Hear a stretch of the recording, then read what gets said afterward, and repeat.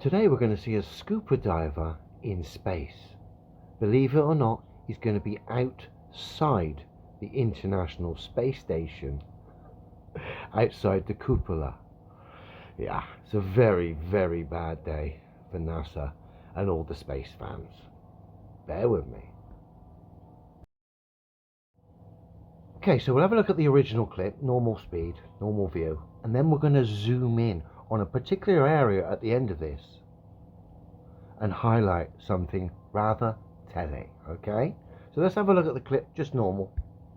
There's the crescent moon that we saw, and we had new views of the exterior of the International Space Station that we had never been able to see before just by looking out a window. Here we are looking. Old matey's going, look, scuba divers out there, ridiculous, as we're about to see, because the next shot is from a camera outside of the cupola, looking at this chap here with his mate. The problem is the way the camera was positioned in relation to the angles of the cupola window. It caught something in the reflection that was rather telling. That's right, scuba divers. You can see their yellow tanks. So let's have a look. Now some of the additional windows, there's 7 windows, one right in the center and then 6. Obviously we're dealing with the middle window here with the 2 guys there. At the start on the left, you'll see some, just briefly, reflections of scuba divers, but the best one is on the right hand side. Starts in the right hand corner, and bottom right hand corner, and ends top right hand corner. Okay, I'll let it play normal.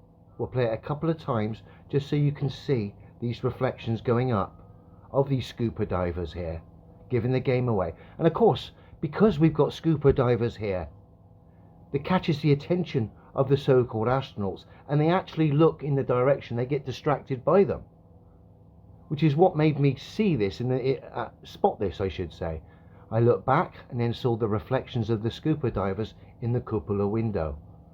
This is terrible, lads. So let's have a look. Like I say, I'll play it a couple of times normal and then we'll zoom in around the edges of the cupola to provide us a 3 window. You see it? I'll just do it with this toolbar for a minute. Watch. Coming up now by his bridge of his nose, forehead. Now it's above him. He spotted his pal in the water, but that, I'm afraid to tell you, space fans, we can see there, that is a scuba diver's tank on the back of a scuba diver.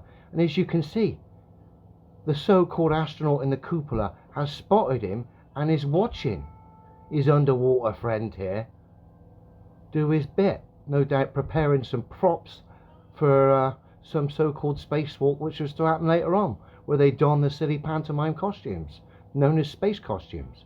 But look, that is terrible, lads. That is a scuba diver outside the International Space Station. Obviously we know this is an underwater prop. We know most of the space stuff is filmed underwater, the spacewalks, and of course as time's gone on, a lot of the stuff now has gone from models to CGI.